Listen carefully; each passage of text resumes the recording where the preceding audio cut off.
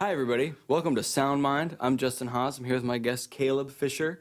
And today we're going to talk about misconceptions that people have about worship music, Christian music in general. We're going to kind of break down your experience with that world, that realm. So I don't know where you want to start, but let's just start with maybe a little bit about yourself or your background. I was raised in a church, so I've heard a lot of bad Christian music over the years. Yeah, of course. And hey, Oh, What's going on? You starting without me? what, did you get my text message or my text message to you? Text message. We Oh. usually start now. Yeah, we do. So basically what I said in the message was I'm kind of doing my own thing right now. So Are you still mad about last no. week?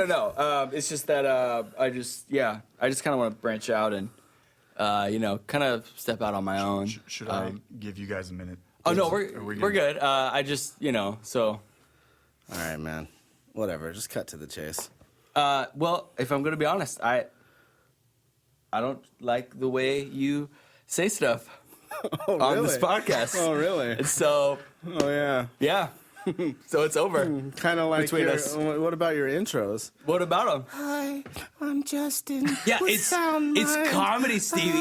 It's comedy. Isn't it supposed to be funny? I thought it was. Pathetic's not always funny. In my world, it is, Stevie. Okay. Well, agree to disagree. But if you want my space, you're going to have to take it. All right, fine. Oh, this is gonna be a fun show. I guess can tell already. we're just gonna share. Yeah. We're just gonna do the podcast together. All right. Did you even do an intro? No. See, you don't even know where you are You without keep trying me. to make me do intros. You don't even know where you are. keep We're gonna talk about pushing. music, I think. You keep pushing and pushing. What if I don't want to do an intro, Stevie? Too bad. What about that? Too bad. Fine, I'll do an intro. See, most people probably only watch the intro. Then I guess we'll do an intro. All right. Hey, everybody. Did you know that David once collected 200 foreskins so he could marry someone? Wow, what a trivia fact. Welcome to Sound Mind. Welcome to Sound Mind. That is how I like to start most of my mornings, with really disturbing, brutal facts. Images? Yeah. Some people 200 have foreskins. donuts and coffee. Some people foreskins and coffee. Similar shape. I don't think that's a thing. Similar I don't shape. think that's Maybe a thing. less No. absorption. No, Stevie. No. Oh, what'd you do this morning? I collected 200 foreskins and had a good cup of Joe. Oh, wow.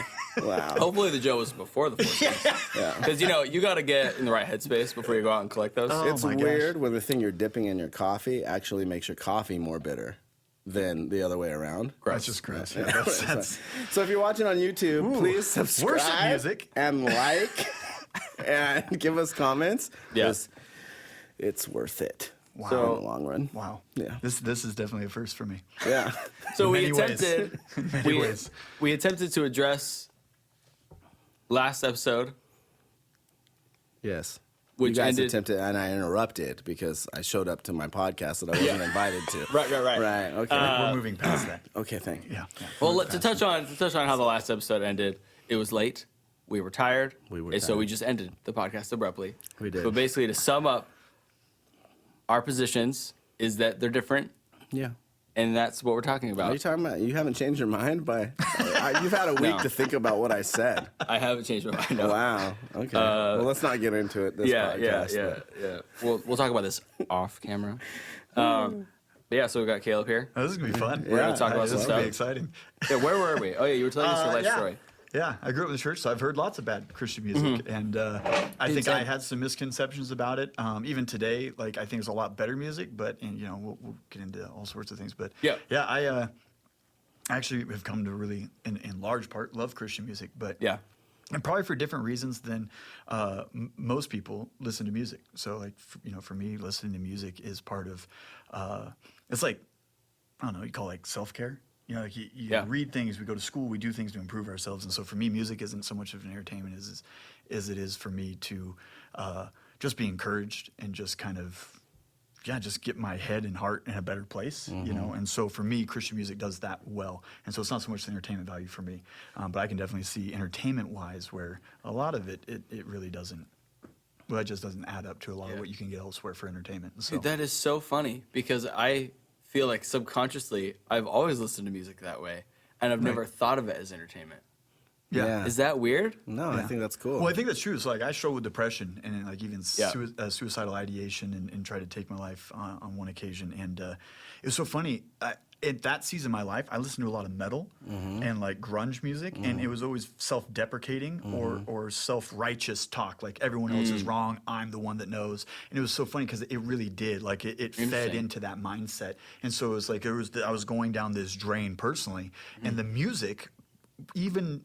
The tone of the music, the feel and the beat of the music, like just emotionally how the music itself made me feel, plus the lyrical content, it just fed into that downward cycle. Right. And so it is true. Like I think even back then, I wasn't making a conscious choice to listen to it for that reason, but it already was having an impact on, just, I guess you call it my mental health. Yeah. No, that's interesting because there's some things that I really like to listen to, and movies even, or, series that I like to watch. Yeah. But there's different seasons in my life where I can't. Yeah. Like it's not, it doesn't affect me well if I listen to that or watch that in that season of my life, Yep. Which is interesting. I could be in another season and really be like loving it and it feel good and doesn't feel like it's a bad thing or anything for me, but Yeah. There's some days you cut 200 foreskins off people, and there's some days you just can't. Right. Yeah, some days are a little busier, And if you're gonna go and cut 200 foreskins, there's no better music to listen to than metal or something hardcore, right? Yeah. Right. I'm about to remove some foreskin. Yeah, sometimes it's like a 30 You need a foreskin certain day. drum beat to do something like that. Yeah. Sometimes it's a 100 foreskin day. For David, every day is a 200 foreskin Right. day. You might be able to get away with some hard rock if it's a 100 foreskin day. Yeah. So to clarify something really quick, Yeah. he was asked to deliver 100, And he did 200. and he did 200. Was it supposed to be off of dead bodies? Well, I don't think anyone was giving him their foreskins willingly. I think it's a great question. if you're Did he coming have after a lot mine, of friends? You're gonna have to kill me first. To get that. I think it's Yeah. just smart because, you're in a battle, right? It's hard work to fight a battle. Yeah. Do you really want to fight a whole nother battle that's probably harder than the first one, right? It's probably easier to just kill a whole army than it is to take one man's foreskin alive. I think so. That's a good point. Yeah. Like all of a sudden, he doesn't even have to have weapons, and all of a sudden he feels like he has the strength of 10 men. Yeah. Yeah.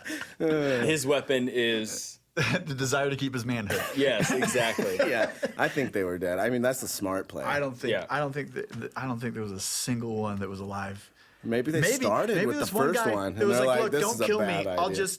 just make it quick." He just Like, puts it on the chopping block. This is. I'll kill him. I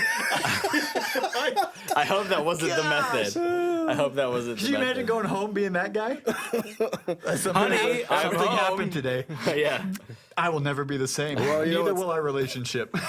What's interesting is that was still a pretty good day for him. If you think about it. Yeah, I like, didn't die today. Yeah. 199 of my friends are gone. He probably wasn't friends Most with of all me of is back. Oh, 98%. We're unraveling quickly. Yeah. So, There's a so 98% glad. mortality rate in this. so we're Christians. We're good people, probably. And we're here to talk about worshiping the Lord, Yeah. God Almighty. That sounds so funny when you said it. Yeah. I don't think this is transitioning to. This is not transitioning well. To be fair, though, the foreskin thing was in the Bible. That's a biblical story. Yeah. A brutal one. So I'm just quoting the Word of God. Come on. You know, I just want to know, how hot was that woman? You needed 100 to marry her, and you're willing to do it. And Yeah. you were so excited that once you hit 100, you're like, who's stopping me now? I'm getting another 100. I'm going to she impress. was- I think it's like, I'm going to impress this lady. Like, are you kidding me? Right. I mean, that's one, a story. just get one. Like, go ahead and get one. I was like, that's a weird request for your daughter's hand in marriage. Yep. 100? I imagine It's a suicide that mission. was like a world-renowned story It had to have been. of like what he paid for his wife. You know, that was Yeah. probably scarier than him taking Goliath's head off. Yeah, and then Yeah, by no- then no he had joke. he had entered like a political realm due to, I imagine he attained some fame for just being a nobody and just killing this guy that was I guess challenging. that was We're right all around married, when they right? started singing songs about him, We're all right? married, right? Yeah. I didn't have to pay anything. I asked my father-in-law. I took him out to a cheap Mexican lunch. Yeah. Were you nervous? Oh yeah, I was really nervous. That felt like it cost a lot, right? It did, like emotionally, like my stomach was up in my throat, and I was like, "Look, I love your daughter. I really respect her, and I think I'm supposed to spend the list, you know." And he was very kind, and Please say he's just such a yes. neat man. Yeah, it's like, please say yes. I mean, could you imagine, like, even just a bridal price? Like cultures that still do that, like you actually have to pay something. Like, I mean, to some degree, maybe that'd be easier. Like, hey, this is the price you set. We're doing business, which is really in our worldview is like callous. Right. But like 200 foreskins or 100 foreskins, it's like. What do you do with those? Yeah, but maybe it's both. You know what I mean? Who's to say that the dad wasn't like, I feel like this is the one for her, and you're gonna pay. You know what I'm saying? I want $200. Like maybe that's a better way to do it. Like, you know? Well, I think $200, but you just compared $200 to 200 foreskins. I've heard a little bit. A Well, dollar a one is- foreskin. yeah. Whew. I mean, it's just I a. feel sorry for who's got Well, that. in Here's the his defense, we're going back like 3,000 years. Yeah. Yeah. Inflation is Yeah. kind of made it. You have to $200 back adjust. then might have been quite a lot. That's like a king's ransom. I don't think. It's a buffalo nickel nowadays. Because the reason they started calling it a buck is because that's how much if you hunted a buck, Yeah. Yeah. then that's how much it was worth. Well, there's been some studies $1. on the amount of money.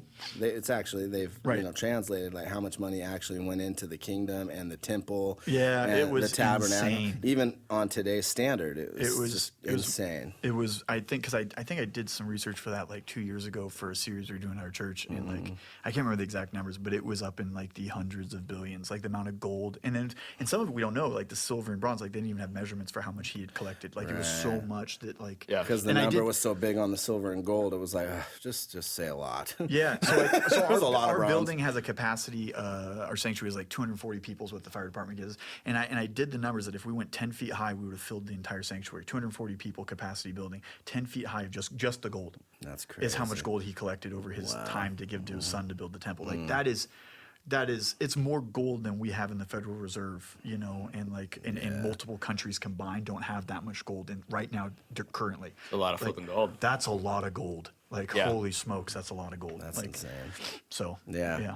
Well, and then But the it still trees. isn't They as had much to as bring 200 them foreskins. cedars, the big cedars, the cedars of Lebanon. Yeah. They had to bring trees from like they got ships bringing stuff in from all kinds of what different that would have places. cost, and I know it was insane. Speaking of cedars of Lebanon, back to the foreskin thing. Wow.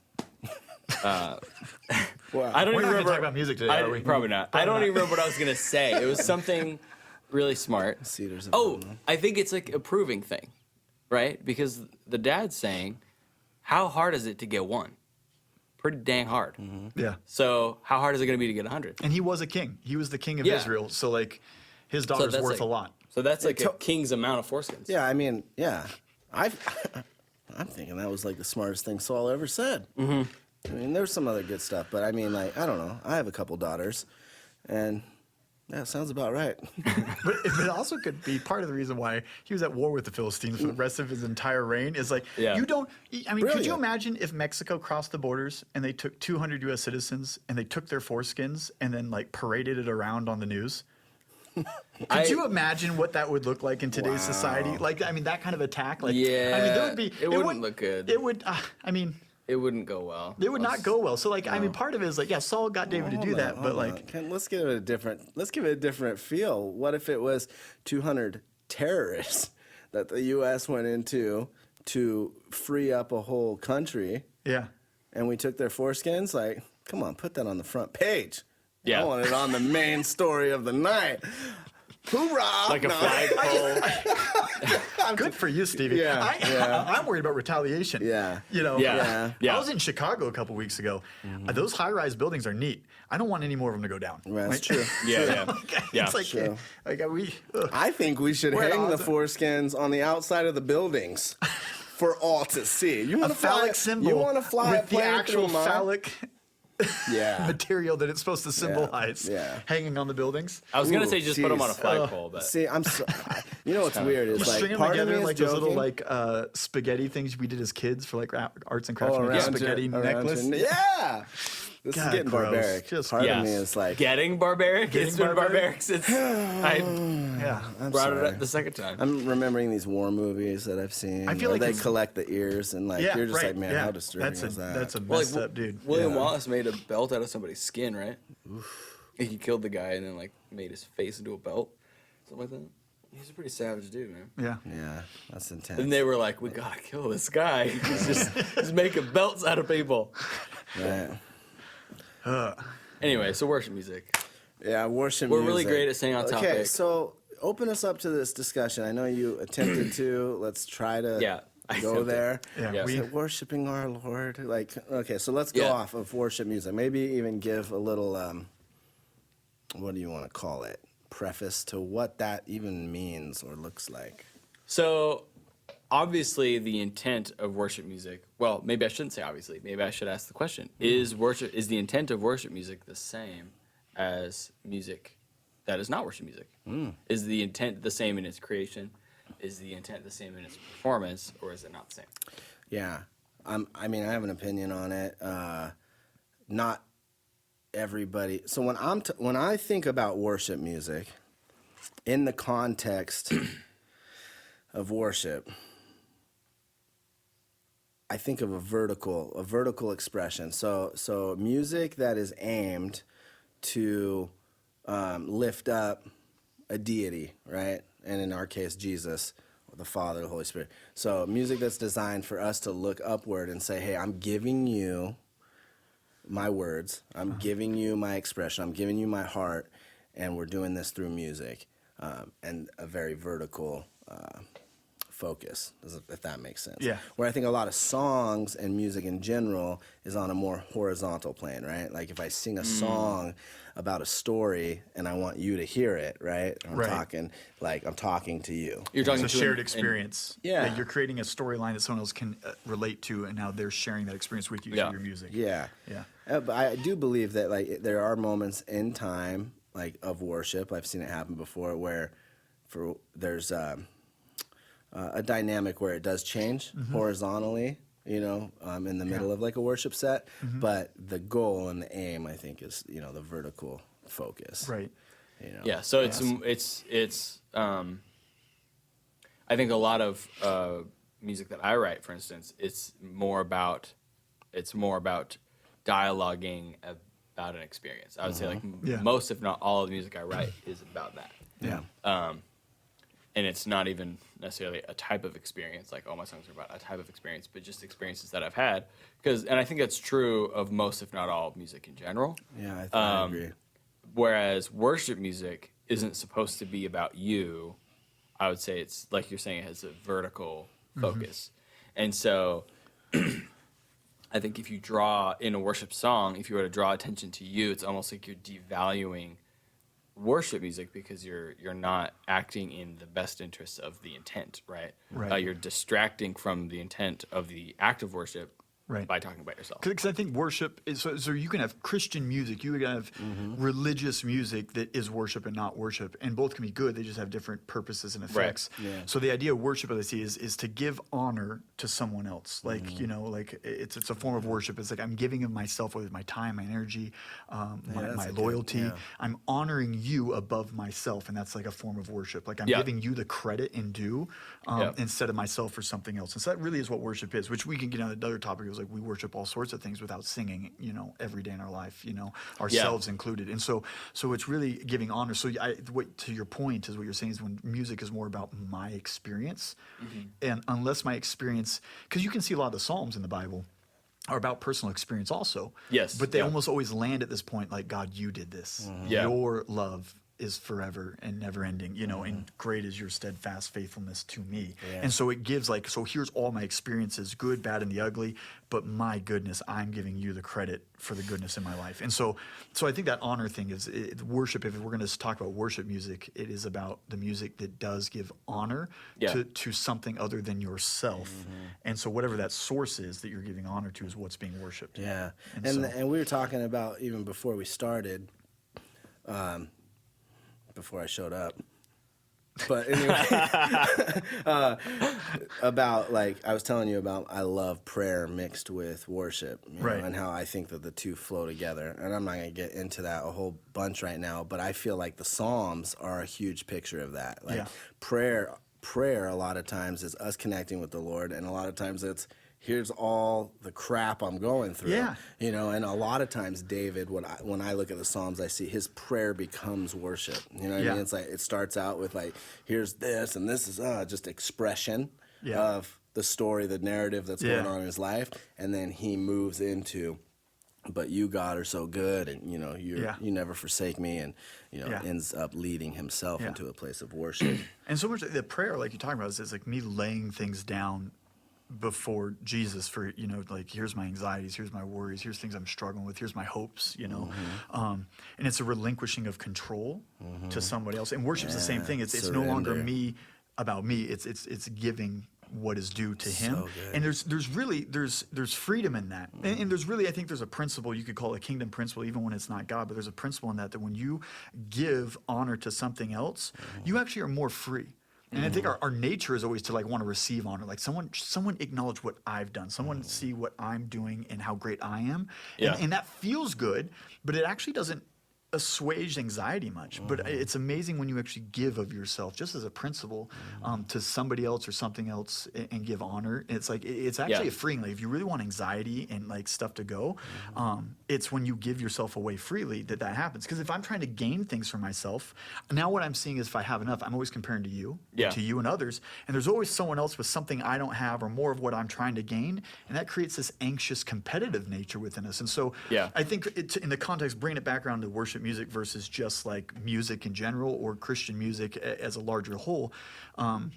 Worship is about us, one, not acknowledging, you know, the one who created us for us as Christians, but it's a freeing process for us because we are no longer the source of what's trying to be focused on, and there's real freedom in that. Yeah. And so if you come to a church service, let's say, and they're playing worship music, and you go, man, this music's bad. Well, you're probably coming to get something for you, to gain something and to be entertained, and the music isn't aimed the way it's written lyrically. Often the way the music plays out isn't about making you go, yeah, oh, I like this for me. It's about me for something else, and coming to connect to that freedom in that. And so it depends, like your perspective will change how you view whether the worship music's good or not. Is what is your perspective going? Do you understand the purpose? Because if I have a false purpose in my understanding, I'm not going to get what it's intended to do. Right. And so it's Well, that raises two questions for me. Yeah. The first is, are all Psalms worship? So that's the first question. right. So let me sub-bullet here. Yeah. So that's the first one. The second one is there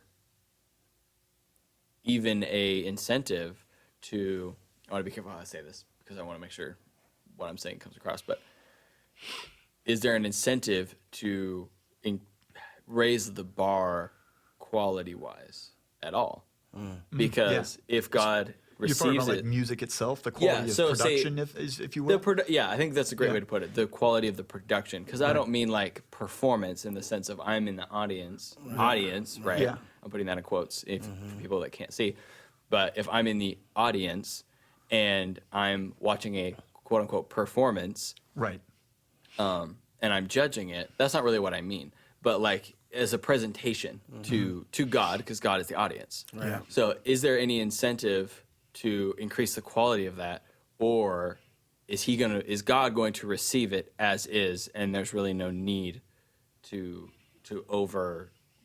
Right. there's a word, over prepare maybe, or Right, overthink it. Yeah, there's Yeah. two huge questions, and I want to paint a line for us, just so because worship is such a big word that, and to be honest with you, I'm not even going to pretend like I understand the fullness of what the word means. Yeah. But for our sake of conversation, I want to draw some lines. Yeah. Because in the scripture, it talks about, I think it's in Romans 12, but it says, what does it say? Give your members freely. This is your reasonable act of service. Yeah. Yeah. 12:1 and 2. Yeah. But then it's not talking about music in that context, right? So Life. there's a worship, like my life lined up to honor the Lord is worship. So even and here I'm going to contradict something that I've said earlier, but if I write a horizontal song, right, Yes. out of my relationship to honor the Lord, that is still worship in the big picture. Yeah, I agree with that. Yeah, I think that's a good way of putting it, Stevie. Okay, yeah, awesome. I think that's so interesting thing. Like just triggered for me. So this idea of worship, your reasonable act of service, and what Romans 12:1 and 2, and stop me if getting too biblically. The idea is that our lives are actually worship and how we live them out. That we're an actual sacrifice. So if you go back to the foundations of Judaism, the Hebrew faith, is that worship was never about singing. It was about the sacrifice of animals to remove sins and to celebrate God and to offer things, whether it be a food offering or whatever it was, to give up to honor God for what he had done. David is actually the one that brings worship, the singing portion, into it when he tells Solomon to build the temple. And so the singing portion came generations, like over 1,000 years later. Music got incorporated to the worship because of David, the king, had a heart for music. He was a musician first, himself, and that's how he connected with God. So he brought that into the temple process, was the singing element of it. And so That'd be a cool study to do. So just kind of looking at it, and we've continued that tradition in the Christian faith a lot, is that music is what we call worship. It's not worship, but it's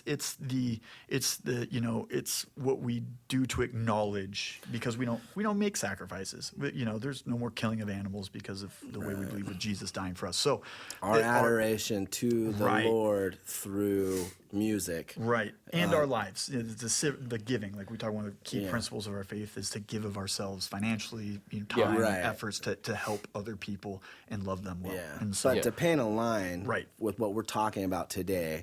Adoration, can we agree? Adoration poured out on the Lord, to the Lord, for the Lord, through music. Yep. Yeah, that's what we're going to talk about. So that, culturally, that's what people think of worship. When we say worship, that's where people go. Yeah. And singing to God. It's a long conversation when you are trying to talk, to paint that line every time. But to stick on that. Yeah. So that's that. Let's just paint that line. I can't even remember what you. Okay, so the question was. Well, quick before I say that, I wanted to make 2 points to what Kaleb said, which was, one was just pointing out that music was important to their culture anyways. Like you see in the Bible before that, like Moses sings, Miriam sings. Yeah, they sang a lot. Like in our culture, we don't just go out and be like, this happened to me and I'm just going to sing about it now. Could you imagine how cool that would be? Yeah, the average person doesn't do that. Just the whole day was just song form. And then I ate a sandwich, and it's, it's like... Pepperoni. I'd have no friends if that was how we live life. Yeah. Sound like a drowning dog. I'm getting there. So that's one thing. The other is something that I forgot. So I don't know how important it was. So one of the things. Your point. One of the things, the questions you asked is all the Psalms worship? Right. Okay. So that I am now reminded of my other point, which is worship was tied to an action, not a feeling. And so. It doesn't matter how you feel about sacrificing that lamb, right? It's just what you do. It's the action. The action is what matters. And so good. Yeah, that's a great point. And when you worship, when there's an act without the feeling, that is actually more of a sacrifice than if there's a feeling initially. Yeah. Just talking about like what Kaleb was saying. Do you like the music? Do you feel moved emotionally to sing an honor to the Lord? Well, that's great if you do, be moved and honor the Lord. But if you don't, like if this is a crappy day, right? Like bad things are happening. I don't really know how I feel. I'm anxious. Yeah. And I stop and I say, I'm gonna sing. God, I feel like you're a million miles away right now. I don't really see the evidence of the things I've been believing actively going on in my life. You're still worthy. I still believe that you have my best interest. I'm gonna sing you this song. I'm gonna put all that down. I'm here to worship you. Yeah. And I mean, some of my most some of the most times, freeing moments. Oh man. Yeah. I totally agree. In my spiritual walk with Jesus, those are some of the most free moments. And so.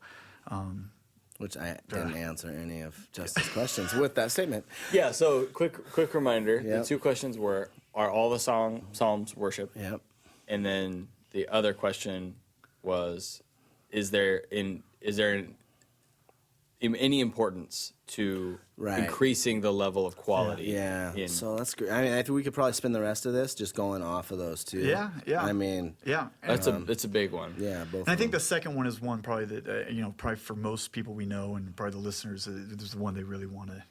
People split churches over this. Yeah. Or people the whole idea of people's view from the church from the outside is negative because of the lack of quality. And so I think there's dynamics to that maybe go beyond what we've described and said as a parameter for worship, that there's importance for other reasons so that people can worship. But anyway, so we can do that. But I would say in the larger scope, like Stephen talked about, like the umbrella of worship, that I'd say all of them are worship. For the definition we're using of adoration and honor, not all of them go that worship route. They might, but they do almost all. I can't think of a psalm that is just woe is me, life sucks, and doesn't at least end with God is good somewhere. I can. Oh, okay. Yeah. What? Okay, perfect. Psalm 88. I bring it up all the time because I love it because it's so standalone. Like I've never heard it quoted. I don't think ever. Right. Really? Like Okay. it is, but it's Because that literally. could be another podcast. Things that we don't talk about in the Bible. I think I brought it up before actually. It could be whole season 2 of Sound Yes. Mind. Yeah. But to give you the basic gist, it's Sound of Silence. Oh, You know the song? That's the psalm.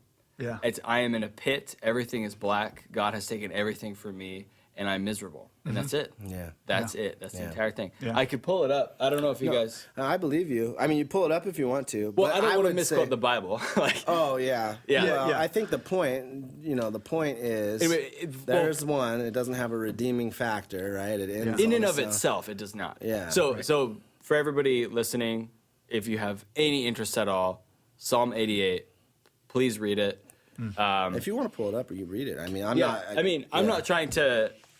The reason I bring this up is because it is of great interest to me for a few reasons. One is it seems to me that we, as Christians, we oversimplify the Psalms in general. Oh, totally. We make them as if they're just a song, and there's so much more. From our faith standpoint, there's prophetic nature to it. There's instruction within them. There's warning. There's all sorts of things that the Psalms are useful for. There's historical context. There's there's all sorts of things that the Psalms tell us that maybe aren't, and because they're done poetically, we just read the poetic nature of it and we go, oh, well, it means this, but there's actually more if you understand the context of what they're actually speaking to.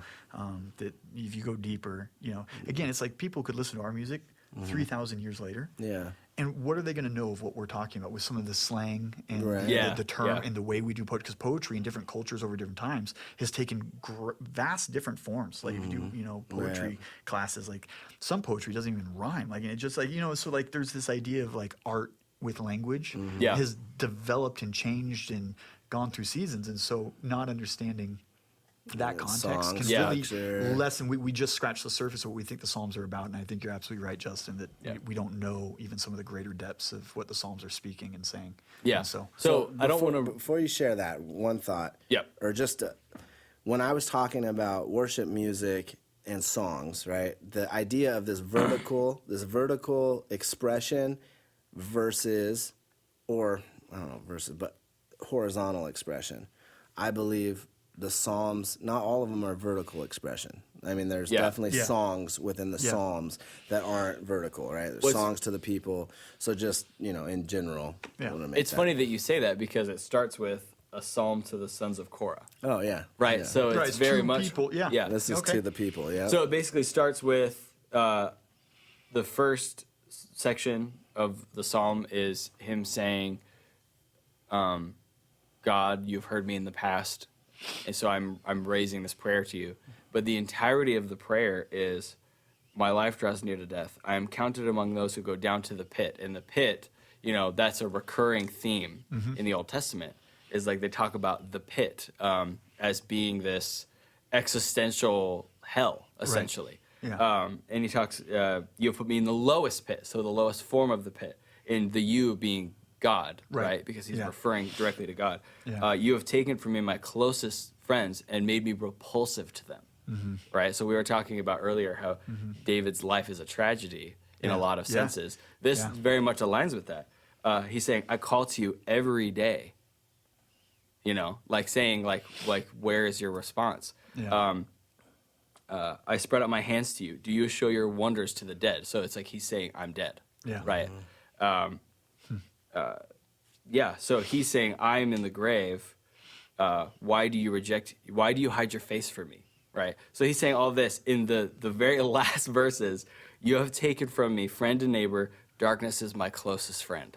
Yeah. It does not end on any kind of positive note. Yeah. There's no turnaround. There's no, I think in general Christian speak, we would say redemptive element. Yeah. There's no redemptive element. Right. And that was, I've been judged on many songs I've written well, on this very same thing. Yeah, like exactly. Somehow, yeah. if I'm not, well, you need to honor the Lord. Well, so, did David not honor the Lord? And I've used Psalms a lot of times to like have those conversations, but Yeah, I think because I think within the church culture, there's a misnomer like we always have to be showing everything as good and pleasant and awesome and joyful and overcoming and victorious and all this stuff. And but the reality is there are moments where there's great pain and suffering, and it's okay just to be in that moment. I'm getting ready. I'm preaching on John 11 this week at church, and this whole idea, Jesus, it says that he stays 2 more days where he was at, because he loves Lazarus. And when he gets there, Lazarus has now been in the grave 4 days. So Jesus stays so that he really he's dead. Like, and the Jewish customs, you can read in some of the rabbinical teachings, that they had this idea that the spirit would hover for 3 days and then hoping to re-enter the body. Yeah, I've heard so the that. 4th day was important because on that was when purpose. all hope was lost that he would ever come back from the grave. Like, so there was this cultural thought that they had that Lazarus is gone. Like, and his sisters even say, look, you want to open the tomb? Like, he stinks. He's going to stink. Like, he's decaying, in there. And Jesus says, open the tomb. But before that, so Jesus knows, he does it on purpose. He lets his friend whom he loves die because there was something greater to be seen other than his friend being healed. And then he gets there, and it says that he was moved as he saw the sisters and the people the compassion. crying. Yeah. He's moved to weep. And the shortest verse in the Bible, 2 words, Jesus weeps. And he is about to call this man forward to life. He knows what he's going to do. He knows why he's there. But he's still and yet sympathizing in the with their moment, pain. Yeah. he's still willing to sit in that moment. And I think sometimes we miss opportunities as Christian people to sit in people's crap and Absolutely. not try to fix it, but just sit and be there in their darkest moments and go, I'm just here for you. If you don't want me to speak, I won't speak. I heard someone say, I hope people hear that. I heard someone say that and they went through a tragedy in their family that is still to this day rocking their world, and their son was devastated in this tragedy. And a pastor that this guy didn't even know really well showed up, just heard that it was because he was in the community, heard that this had happened to his family. He shows up at the hospital and looks at the father and outside in the waiting room. He says, hey, you can talk. You don't have to talk. I'm just here to sit with you. And this guy I know, and he's processing what's happening to his son, whether his son's going to live or not, and they're just going through this. They're going through that moment. Yeah. And he goes, I sat for probably 2 hours, and this pastor never said a word. And then I just finally I turned to him and I said, "Thank you for being here, and thank you for not trying to say anything." And the pastor said, "Yeah, it's funny. Job, when he lost everything, had the best friends for a week, and then they tried to give advice." Yeah. And how often I do it too, is like, I'm a fixer. I'm a guy and I'm a leader and I want to make things better. Yeah. And I don't know how many times I've stepped in with my wife. Like, she's going through something and it's like, I can see answers and ways to start making progress. Right. That's But not what she needs right then. is she just needs someone to be in her mess with her and just sit and listen. And I don't do that naturally well. And I think the Psalms, that Psalm that you brought up, man, dude, that's such a great picture of like our response, as it's written to the sons of Korah, is like, hey, just be with me. Like, I have no friends. I just need a real tangible friend right now. I don't need you to have all this spiritual hope and answer in the future. I just need you to be right now because I'm devastated. It's the lowest pit. This is it. I can't get any lower. Just be with me here. Yeah, and I want to say to that, I think a lot of times there's a deceptive element in the way we handle hard things that we go through. Yeah. A lot of times as Christians, we're trying to put on this, I need, well, praise the Lord, and you're actually you're not even dealing with what you're going through. You're lying to yourself. You're putting on this false thing, right? And I'm supposed to put on a smiley face, and that thing is going to kick your butt 10 years down the road. From the inside out. 5 years down the road. Yep. You're going to have another issue. And then we put that on, and then we declare like this is what it is to be a Christian, you know. And so, I mean, another piece with that is you have to allow yourself. I love David. He's so emotional, you know, and I think that's why people relate to David so well.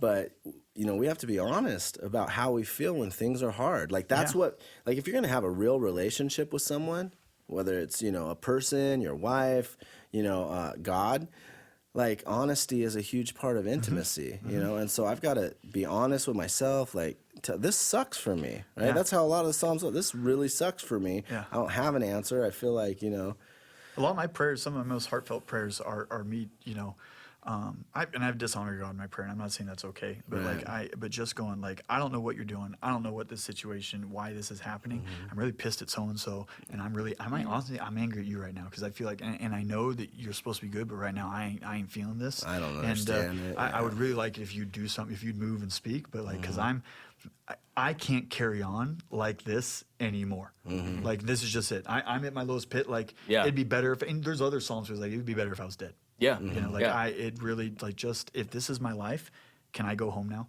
Can I be done? Because I don't have within me the resolve to live like this. Right. And well, isn't that how Habakkuk starts? I might be mixing up my books, but you know, it's just a prayer from, I believe, Habakkuk saying, I'm miserable, life is horrible, because there was all of this stuff that God was asking him to do, and the Israelites were going through, and God's response is the opposite of what you would think. So he's coming all this stuff. He comes across as like a whiny child, and God comes in. He's like, bro, I got this. You know, it's not like, well, shut up. Right. Like I have this figured out, and you need to. How dare you question me, the creator of the universe? He doesn't respond that way. A lot of times, especially when we're young in the Lord, or we're just trying to figure, what does this thing look like with my relationship with the living God who created all this? A lot of times, the response we get from people that are older than us have that embedded, right, in like their perception of, oh, don't say that. In all my experience with the Lord, he's never, how dare you question me, child? How dare you, you know, like, I created the universe, shut your mouth. You know, he's never. But that idea that's what kind of God he is, that messes even with our own intimacy, because we won't even be honest, right? Because then we're scared, like, he's just like my real dad, or he's just like another strong person I've seen in my life, you know? Well, I think that's how God does respond sometimes. But if you look at the situations, that's how God responds to pride. Right? And Job got responded to, because Job's like, I will make my case before you. And God's like, where were you when I put the seas and said where they couldn't go? Were you there when I sprinkled stars in the sky? Where were you? Like, who are you to question me? And it's like, because it was a different heart posture of going like, versus I'm done. When we're lowly and broken, God never, he says, a bruised reed he will not break, you know, a can he will not snuff out. But when you come up to God's like, how dare you? Like, it's like, oh, hold on, son. And as we got a little woodshed. For my fourth or fifth sub bullet, I just want to point out that for anyone that says sarcasm is a low form of wit, that was God using sarcasm. Where were you again when I did this? Let me think. Oh yeah, you didn't exist. You know, like that's sarcasm. That's right. So it was me. I probably lean a little too masculine at times. And the thing that I love about that is what he tells Job is like, stand, man, gird yourself, for I'm about to speak. And it's like, pull up your pants, boy. Stand up, pull up your pants. I'm about to speak. And it's like, oh, good Lord. So we talked about that before. So for those of you that don't know, to gird yourself meant to tie up, because they would wear these skirt things, right? And I don't remember what they were called, but you would, to gird them, you would tie them up to look kind of like underwear, but basically it gave you freedom of movement. For war or work. For war, So when someone says gird yourself, it's like get ready. Let's go outside. Let's take this to the parking lot. 1v1 me, bro. You know? You want to go, bro? You want to step? So gird yourself. So that's. Could you imagine instead of like get confrontations? Let's step outside. Gird yourself. Gird yourself. Gird yourself. What? Put up your What dukes. did he just say? Gourd? What? Yeah. I had a guy try to come at me for a fight years ago at a party, and he ripped off his shirt and he's coming at me from like 20 feet away, and I was actually peeing in the bushes, and like I was Nice. outside the house, and I'm trying to get myself all situated. I'm like, oh gosh, I'm gonna be in a fight, and I turned to him, and he's probably like where the camera is, and I just remember saying like, stop, and he slows down. It's like, you're a beautiful man. And he's like, said that? yeah, and he tore off his shirt, and he's coming after me. I was like, you're a beautiful man. He's like, what? And I was like, yeah, man. We're all here to have a good time. Why do you want to fight? Come here. Like, let me make you a drink. And like the beautiful man thing, like you could just see his mind go, kunk, and just Yeah. like stop. You just and, like, diffused it. diffused him. And like he puts his shirt back on. My buddy made him a drink, and we walked back in best of friends for the rest of the night. And then when he turned around, you hit him in the back of the head. No, I'm just kidding. no, I I'm just didn't. kidding. Yeah, and I took his foreskin. No, I didn't. And I wear it around my neck on a chain. No, please no. Oh gosh. Gird yourself. But yeah, I could just imagine. It's like, I think if you were about to get in a fight and you just like, especially if you went old English accent, like good yourself, you know, something like that's a horrible accent. But like Yeah. you just went for it, like people probably like, Yeah. what just happened here? Like, what It's is not this? how I saw it taking place. Yes. Anyway. The Weasley scribe. Good yourself. Oh, wow.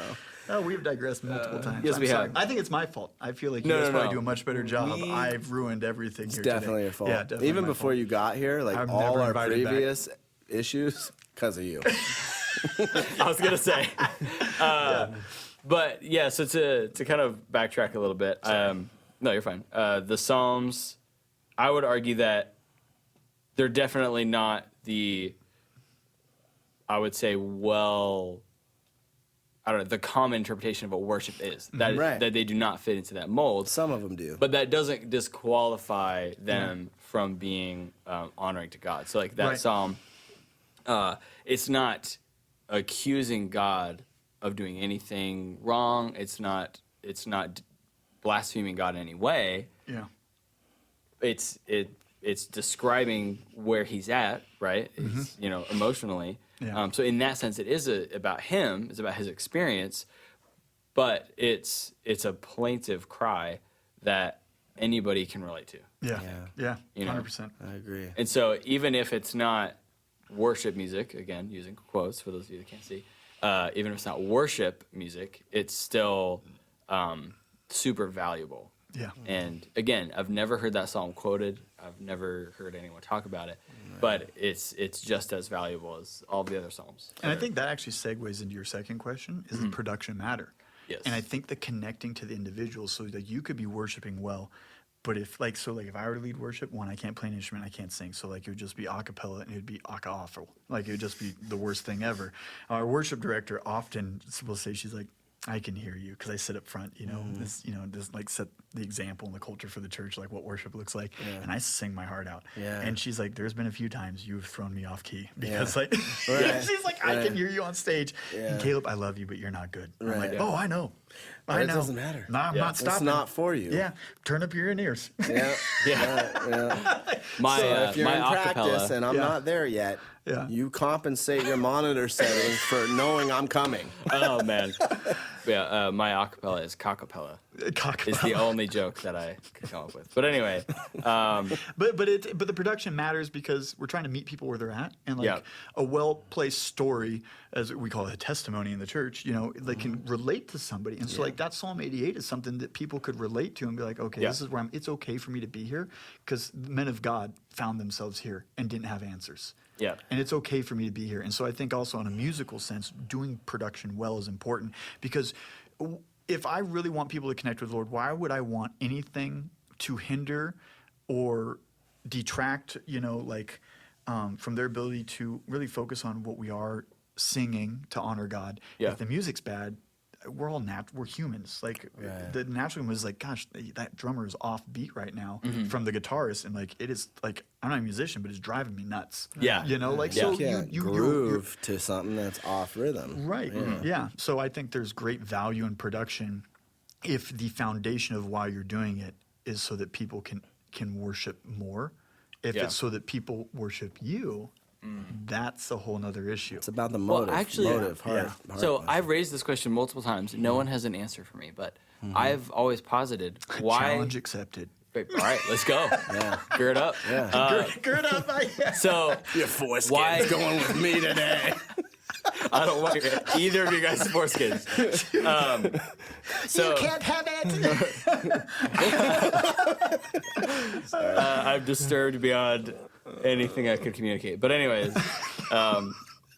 why doesn't the worship band play behind a curtain? Like I've never. So, you always see Is the this a worship new band. question?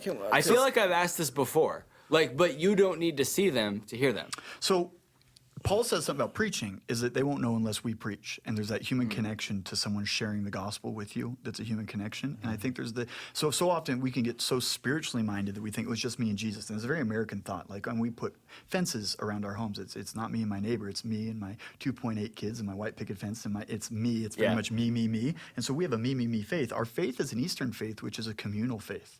Everything of the promises of God are written for, if even for an individual, are for the community. So the individual is blessed for the community. If the community is blessed, it's for the nations. It's always a communal aspect. And so I think even in worship, when someone is worshiping in front of us, they set something relatable in front of us to then be able to go vertical to God, as Stevie said, to go that vertical. And so, it's kind of it's the power of testimony. We overcome by the testimony and the blood of the Lamb. And so me sharing my story with you hopefully brings power and hope to you. But you just hear of a story, it might move, but when you actually have a relationship and someone you know shares a story of a move of God in their life, it has so much more power because it's the relational aspect. And so I think when you have, especially in a church setting, you have people that you do life with in community that are now taking their gift before you, and you get to see and experience that with them. I think that's where the power is because there is it's love God, love your neighbor. And if everyone's always behind a curtain, well, I think there could be some moments where that'd be very helpful because it would be a contrast. So it's like sometimes the lack of color or light in something brings a beautiful contrast to a picture, and so there could be moments where you'd want to do something and hide the band for a reason. But I think in general, there's more human connectivity, and we connect to God through each other. And that's how he designed it, is that we all with different gifts are part of one body. And so that would be my answer to that, simply would be like there's a greater human connection, or there's a greater rather me to the Lord connection when I'm connecting with someone else together, where two come together, I'm in their presence, And so that would be I don't know if that answers it well in your perspective. I do think it answers it well, and I do agree. Stuff to that too. I do agree with that. But I guess maybe to explain my reasoning behind the question. So I always hear, for me, I've always stated that I think that if a worship leader is paid, the production should be smooth, and it shouldn't have a lot of hiccups, and it should be helpful, right? Yeah. To which I usually hear back, well, you can't stand out too much, right? Like you can't do something too well because then it puts all the emphasis on the person or the people. I totally disagree with that. I do as well. Yeah, I would disagree with that too, but I've heard the same thing. Yeah. But so to my answer, just hide them. Do it well and just hide them. So it's not even about who it is. I was at my cousin's church in LA, and I can't think of the name of it. It was really cool. It was actually Brian Ortiz. From Calvary, Ken Ortiz's son. Yeah. He was leading worship down there. So it was like just a small world thing. I was like, oh my gosh, that's Brian up there. They were in an old school, and they had the deep stage for plays and stuff. And the screen was a huge projector, just one screen for the lyrics. And the entire team was dark underneath the screen. And you could just see little blue LED lights for them to read their music on their stands. But they were always in the dark for the whole set. So your focus was on the words. They were up there and the speakers, but you could see them, but they were more like silhouettes, and they weren't. And I remember thinking, like, this is cool because it's not drawing attention to someone performing on stage, but their performance, because Brian's a phenomenal musician. Their performance was fantastic, but it wasn't a performance. They were up there worshiping, and we were focused on hearing and feeling the music and reading and assimilating the words and going, what does this mean to me? And God, where are you in this moment? How do I honor you? And so it was really cool. So that was probably maybe the best I've seen it done. Was something like that. And I cannot remember the name of that church in LA. And to me, and you had a point, so I want to get to that for sure. But to me, it's like this is our sacrifice to make, or a sacrifice to make, right? Yeah.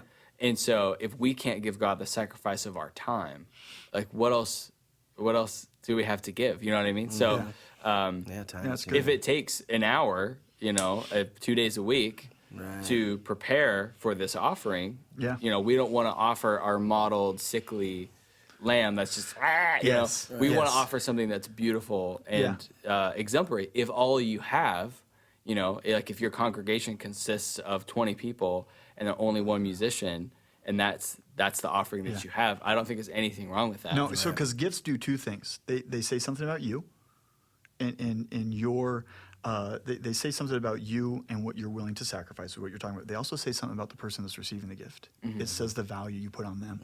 And if we say, oh, well, if we put in really high quality worship music, make sure the sound guy, the bass player, the drummer, the lights, or whatever it is, if we say we don't want that to be too good, it's me saying, God, you're not worth my best. Exactly. That's how I feel. You know, about it. it's like, and it's also that it's you know, it's also just, it's putting more about me, and it's actually putting more about other people. And what is the motive behind that? Is fear. I'm afraid people will see something good and worship people and not God, when all we're doing is worshiping God. That's something they have to wrestle with between them and the Lord, but it is not my responsibility. Like me saying, like, look, the Lord told me to give $1 million, you know, to this missions movement, and I go, God, but I'm afraid people will look at me like I'm a greedy rich person that have all that money to give. You know, I don't have $1 million. I've never seen $1 million. But you know what I mean? It's huge with money. So I'm not going to give to something that's going to clean water and save lives and do things because I'm afraid other people will judge me because now they know I have wealth. Right.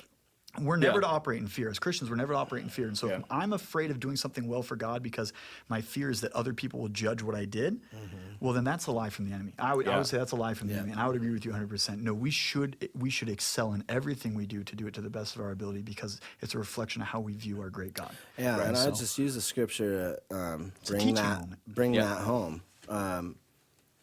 We're meant to draw attention. We're also meant to point it in the right direction. Like we carry, we're made in God's image, and we carry the glory of God. We're going to draw people's attention. The more we grow in that, the more attention we're going to draw. Yeah, it's our responsibility to honor the way we receive that attention and what we do with it. Yep. You know, and that's when, like when I was talking last week about our responsibility for how our lives impact other people and our words. This is kind of what I'm talking about. Yeah. You know. But yeah, it's clear. I mean, the scripture, he says, you're a city on a hilltop. And a city on a hilltop cannot be hidden. That's like his whole point in that scripture. And when he compares the lamp, you know. You are the light of the world. You are the light of the world. Like, cannot be hidden. I don't expect you to be hidden. I don't want you to be hidden. Matter of fact, I want you to shine on a high place for the world to see. Yeah. You know. And Paul said we should, Romans, 12:9, 12:10, or... Anyways, we should outdo one another in showing honor. Right. Like, so if someone's doing something well, it shouldn't be like, you're drawing attention to yourself. No, we should give them attention and honor them because God's given them a gift and they're stewarding it well. And see, because it's an example for others to follow. And see, that's my piece, like even with the lights dimmed out, you know, like that's cool, but that's, that's not, I think a worship team is, worthy of honor. It's not about them. Right. But like, there's a healthy place to acknowledge who they are, their heart toward the Lord, what they bring, their craft. Yeah. Thank you for using your gift to lead us into this experience with the Lord. Yeah. So anyway, a couple things that I want to hit on, and you want to add something? Because we've been going. No, yeah, so. You've been holding up. So what time is it, by the way? That is a great question. It is 11. Okay, so I got 20 minutes. Okay, let's wrap up then. A couple points. I want to paint another line between individual worship and community worship, or what do we call it? Individual worship and corporate. That's the word I was thinking of. Which, there is a difference, right?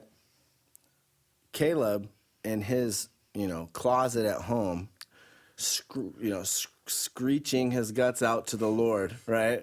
Joyful that if screeching. Anybody ever heard, they would be like, "That's horrendous." This guy should never sing again. Could be in that moment with his heart posture the most pleasing sound, right, to the Lord, and the Lord's, they're having this just awesome time, right. So in excellence there, like you don't have to. I think this is a big part. Like David was in the middle of an individual act of worship. Well, it was two. But when he stripped down his outer garment, right, when he got down to his tighty whities, and was down. We keep exposing people in this podcast. We do. We expose ourselves. Dancing before the Lord and in front of Israel, right? And his wife is ashamed, and he's like, I'll become even more undignified.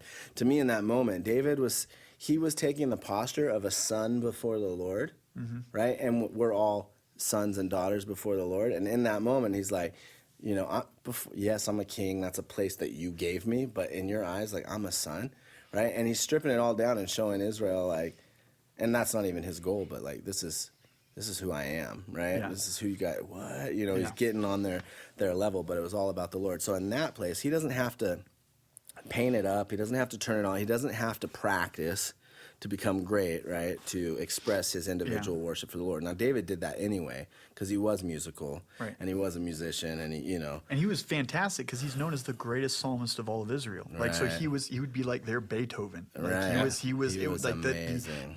the excellence in the worship. I mean, it was used in the temple. It was used for ascending the mountain on the holy feast 3 times a year. They would sing David's stuff and other, you know, like it was good stuff for their cultural, you know, relative to them. This is like, it was exciting to sing, you know, and play. Yeah, and I think there's some numbers actually, if you dig in deep enough, that David hired the biggest worship team I think that we know of to date.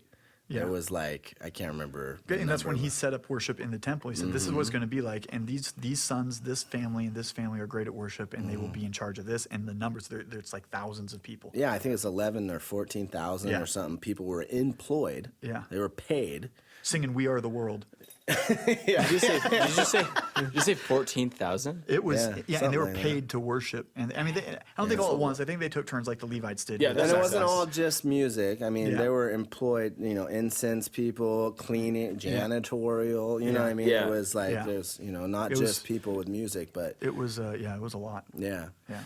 Yeah, so I think that, like, in corporate settings, like, excellent, we should always be aiming for excellence in our craft, because like you said, when this is bigger than just my time with God individually. This is about us, right? And so I need to be thinking about that, because like you were saying, I can worship to the Lord and I'm off rhythm and we're fine with it, but you know, You go in a corporate setting, now all of a sudden you got a bunch of people distracted. Yeah. And I think also it's important that excellence is culturally relative, even within an individual church culture. Yeah. And so, like, we can't sit there and go, like, man, so we go to a big church in town, and they Right. got all this stuff and money. You know, I know one of the pastors in town that I love, and one of the larger churches in town, he goes, look, as a small church, you do the best you can. That's what you're required you to do. continue to and grow as and God get gives better. you opportunity, you grow and get better, but you do not compare yourselves to us or anyone else. You do the best you can do with what God's given you. Yeah. That's what you're supposed to do with stewardship, is you do the best. You give 1 talent, 2, 5, doesn't matter what you were given. What do you do with it is what you're judged on. And so, and to make another point with that, was what I was going to add is you could be the most excellent musician, you could be the most excellent tight band, you know, and your heart be a million miles from God. Yep, And you can feel the difference with that too. Yes, you can. You know, and to be honest with you, I would rather have a team that's all out for God and the rhythm be off than have an excellent team and the heart is about drawing attention to themselves. Yeah. Again, I don't think we should be afraid of drawing attention to. I think we're actually called to do that. Yep. But if your heart is to build yourself up and to get attention and accolades, like that's, you know. And honestly, I think as we journey through our walk with the Lord, that's a battle that we all have to deal with at times, right? Like, oh, I feel important. I'm liking this, you know, and like, oh crap, I'm seeing this thing rise up. God's not afraid of it. Yeah. Right. Yeah. And he's good at being like, hey, listen here, gird yourself, son. Gird up. Gird up. Be the title of the podcast. Gird up. Gird up. Yeah. The little subtitle, Foreskins. Yeah. Yeah. It's gonna get a lot of follows. It's gonna get a lot of views. There's like a evil Santa that goes around and just, if you've been naughty, he's gonna take your foreskin, put it in the bag. I just get this image of just this giant bag. Just Is it Billy Bob Thornton? yes, It's Billy Bob gross. Thornton. Yeah, It's Billy Bad Bob Santa. Thornton. Bad Merry Santa. Christmas. He's like, Merry Christmas, Merry Christmas, children. I brought my chopping block. We're gonna do this one alive. Oh my gosh. So, Great. So yeah, I can't remember. I had some other stuff to say. I don't remember what it was, but but it was good. yeah. It's great stuff. What were your questions? We're, Yes well, and yes. we're all being exiled Oh, from the really? church because Yeah. of this conversation. But Well, I think that happened a few episodes ago. it really did. I was yeah. hoping this one would get us back in. Sorry. We're standing at the door. We're like, What did you talk about this week? Well, Come on. The Bible? Let me in. Let me in. Things that were in the 200 Bible. foreskins, let me in. No. 300. Only Billy Bob Thornton can buy our way back in. That's how wow. many foreskins we need. Wow. That's... Man, Heresy's getting thick. we've gotten wayward. We're wayward. Wayward. Yeah. We're wayward children. Oh man, that's Yeah. too funny. All right, well, I think just on just, and it's a little off vein, but in the music side, like Yep. outside of that, like there's what I get frustrated is sometimes people want all Christian music to always be worship based. And I think this maybe was touched on the beginning, then we kind of We touch on this a lot because that's kind of how we But roll. like I remember, like is the other way. So just here's a story of when I fought over in Seattle. The gym I was at, the coach's daughter was not a believer. She started listening to Switchfoot. I didn't like Switchfoot. I just didn't like the music. Right. Yeah. But I appreciated that here was a Christian band that was actually singing gospel principles without overtly saying it. Yeah. And they were starting to make like the top 40. Jesus did that. Right, yeah. He actually didn't quote a lot of scripture. He did a lot of parables to point to Parables. scripture truths, right? So that's another great topic for another day. And so, but here's the thing: is now like on Facebook, I see her and her husband and their family are involved in their church, and like I'm not saying that Switchfoot saved her, but there was an influence that was going on, you know. And I know Yeah. I shared my faith with her a few times, and you know, and she was kind of like, oh, well, everyone does what they feel they should, but like, and who knows what God did in her life, but there's times where like we're called to like Christian music that evangelizes should look a lot different than Christian music that worships. Right. Like I don't, you know what I mean? Yeah. Like, and so that there needs to be, and we as a church have to have more grace, and not just grace, flat out encouragement for people who want to share the gospel and do it in ways that maybe seem or are willing to go into circles that we wouldn't really like them going to. Like I think of personally, I love the head, Brian the Head for Yeah. Korn, Oh, yeah. that he went back and he told them, he's like, there's a handful of songs because of the depth, the darkness of the lyrical content, I will not play this. If you ever try to play this song on stage, I'll walk off the stage. And they've honored him it. And I think one of the other members is now a Christian too. I think, and yeah. you know, and these are some dark concerts where there's a lot of people really hurting and really like they actually embrace the darkness in that music scene. Yeah, yeah. And Brian looks at it as an opportunity to go share Jesus. Come on. You know, Yeah, and he's it's like super to me, outspoken. to me, I go, we need more of that. Yeah. You know, where it's like we're actually in the mainstream of society in all these areas, living like Christ, not just beating people with scriptural truths, but living them out and showing the goodness of what we believe to be true. Yeah. That's where the quality. Like we were joking before we started filming about movies, like the awful nature, and they're getting better. There's that group in Georgia, the brothers, that they're doing better all the time with their stuff. I can't remember their names, but I know. I know you're talking about. yeah, but I remember watching one of their first movies. Not Remember the Titans. Flywheel? No, the football one. Yeah, I know which one you're talking about. And I'm like, Facing the Giants. Facing the Giants. Yeah, Yeah. And I remember the first 15 minutes, I almost turned it off. And I'm a Christian Yeah. guy, and I'm like, I'm hearing the music. It's like pop Christian music, and and I'm just like, It's bad. I can't do this. And then the story started to unfold. Like the coach, the guy that played the coach, and one of the kids. I was like, okay, this story's actually. I got my intrigued to see how this story goes. And by then, I think I cried twice. And I was like, There you go. But it was the message. For me, it was the message of redemption and you could get and through it sacrifice. because I think your framework Right. had enough of Yes. the Lord and the kingdom I in could it. see it, and so I was like, I'm going to give it a chance because I Unbeliever. want this to be good. But someone else watching it, Yeah. They are wouldn't they have going meant- to, if they stomach through it, hopefully they get some. But it's like, but that's where the lack of quality, and we go, well, we shouldn't be too good because we don't want, Yeah. it's like, no, we should be the best. We should Yeah, be the I best. agree. We should be the Yeah. best. So, anyways, Yeah. sorry. That's good. No, you're good. Don't be sorry. Yeah, it's good yeah. stuff. So I mean, honestly, that's our whole mission at with Skytree Studios. Like that's the whole goal is raising people up that will infiltrate, take over, bring music to those We're girding places people up. and grab, girding people up. But making the music, great girding is coming. Yes. making great music that heals, that's deep, that speaks to hurt, that meets people where they're at, that's not that's not preachy, that's not And it's what I not mean? safe. That's real. That's Yeah. real. Yeah. Well, like even safe. this conversation, like being who we are. Yeah. Not everything has to be packaged in some sort of like Christianese and real proper. Like I there's not a single person I've been able to influence because I said all the right things that the church world wants me to say. Right. Yeah. Yeah. Because they want real. They want someone who's actually going to sit in the ashes, Yeah. talk to them about the real issues, not judge them, and actually love them where they're at. And Yeah. when they start to experience that, that's a life transformation. It's a shift in their mind first. Like, you're not who I thought you were going to be. You might have the title of pastor, but I've never met a pastor like you, and I always take that as a compliment. Yeah, big You time. know, and so Yeah. It's usually in our moments when we're looking or asking, like, God, do you exist? Or, if there's something out there, I need it. Yeah. We're at our lowest points. Yeah. And if we're not ready to hear, I know my lowest points, they're nasty. Yep. Yeah. Yeah. And I needed people that could hear that without being turned off or moved away from me. Yeah. So we got to be, it's Yeah. the whole coming to the Lord is like, I got this nasty, like, I have no hope. So if you know anything that'll work, Yeah, yeah. I'll take it. Right. Yeah. Yeah. And then God's responsible for the rest. Yeah. You know what I mean? Like, God, I'm calling on you. Yep. Now he could show up and do what he do. Do what he do. Do what you do. Do what he do. Yeah. So, Yeah. Good stuff. all right. Yeah. Any shout outs? Do we have anything? Not at the moment. All right. Sound Mind. Yeah. Thanks Find for having us me, guys. This everywhere. was Yeah, fun. it's been great. We should have you back Awesome. sometime. We'll have you back. We'll have to talk about foreskins another day. Right. Yep. All right. It will to be on continue. again, I think 15 would be good. Yeah.